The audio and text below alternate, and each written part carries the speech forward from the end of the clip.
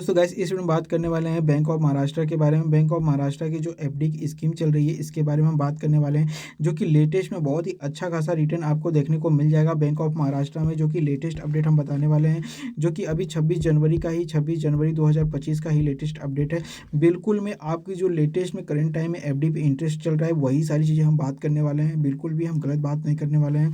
तो यहाँ पर आप देखेंगे कि यहाँ पर आप देखेंगे कि 26 जनवरी 2025 का ही डेटा है। यहाँ पर आप देखेंगे बैंक ऑफ महाराष्ट्र में आपको एफडी पे 2.75% का रिटर्न मिल रहा है। 2.75% का रिटर्न सिर्फ और सिर्फ मात्र 7 दिन से लेकर के 30 दिन की अगर आप एफडी कराते हैं तो आपको 2.75% का इंटरेस्ट मिलेगा।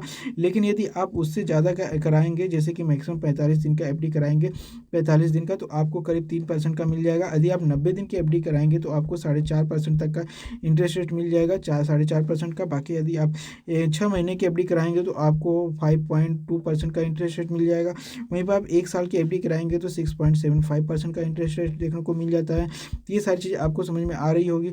इस तरीके से यदि आप मतलब कि अगर आप सबसे ज़्यादा कराएंगे तो आपको यहाँ पर देख सकते हैं कि 5 साल से ऊपर कराएंगे तो आपको करीब 6.5% या फिर उस पर या फिर 7% तक का एफडी पे इंटरेस्ट मिल सकता है। ठीक है, तो ये सारी चीज़ें हैं। बाकी यहाँ पर आप देखेंगे कि जो कुछ विशेषताएं दो, मतलब कि यदि आप 400-200 दिन से ज़्यादा अगर करते हैं तो आपको इससे भी ज़्यादा आपको एफडी पे इंटरेस्ट मिलने वाला है। बाकी ये जो यहाँ पे बैंक ऑफ इंडिया की जो फिक्स्ड डिपॉजिट की जो स्कीम है ना, वो 8 जुलाई 2024 को लागू की गई थी और तब से अभी तक वही चल रहा है। अभी कोई इसमें चेंजेस नहीं हुए हैं। तो अभी 2025 में जो भी हो सकता है कुछ चेंजेस हों 0.1-2% का, तो वही होगा, तो वही चीज़ें इसमें ऐड हो जाएगी। तो बाकी यहाँ पर इतना ही चल रहा है। बाकी यहाँ पर आप देखेंगे तो यहाँ पर वही चीज़ें हैं कि बैंक ऑफ इंडिया में बैंक ऑफ महाराष्ट्र में यहाँ पर वही चीज़ें हैं कि आपको नॉर्मली जो कि मैंने अभी ऊपर बताया है। बाकी इसमें कुछ भी नहीं है एक्स्ट्रा आपको जानने के लिए। बाकी नीचे अगर हम आते हैं यहाँ पर आप देखते हैं कि जो सीनियर सिटीजन की जो सेविंग स्कीम है बैंक ऑफ महाराष्ट्र की, तो वही 5 साल के लिए अगर एफडी कराते हैं तो 6.5% या फिर 6.5% के आसपास यहाँ पर मिलता है। वही 8 जुलाई 2024 को ये डेटा आया था। बाकी यहाँ पर आप देखते हैं एनआरआई के लिए जो एफडी कराते हैं तो एनआरआई में एफडी 6.5% है, 1 साल में 6% है, 400 दिन में 6.25% है। यहाँ पर वही सारी चीज़ें हैं जो कि आप समझ सकते हैं। बाकी यहाँ पर जो भी योजनाएं हैं उसमें कौन कौन सी योजनाएं चल रही हैं बैंक ऑफ महाराष्ट्र में, देखो महा सरस्वती योजना है, कर बचत योजना है, महासंचय योजना है। एफडी के अंदर जो योजनाएं चल रही हैं, एक तो महा सरस्वती योजनाएं चल रही हैं, दूसरा कर बचत सावधि जमा योजना चल रही है, महासंघ जमा योजना चल रही है। ये अलग अलग टाइप की योजनाएं चल रही हैं जो एफडी के अंदर का। चलिए मैं एक एक करके इस पर भी वीडियो लेकर के आ जाऊंगा। बाकी यहाँ पर आप देखेंगे कि यहाँ पर बैंक ऑफ महाराष्ट्र में जो अगर आप एफडी कराते हैं तो इसमें आपको 3 महीने पे आपको जो एफडी का जो इंटरेस्ट होगा वो आपको बैंक अकाउंट में ट्रांसफ़र कर दिया जाएगा।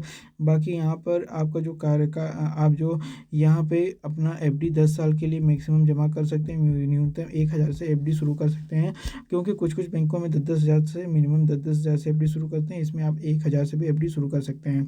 बाकी यहाँ पर आप देख सकते हैं कि जो कि न्यूनतम सारी चीज़ें हैं। यहाँ पर कोई भी इंसान एफडी को ओपन कर सकता है, कोई दिक्कत नहीं है।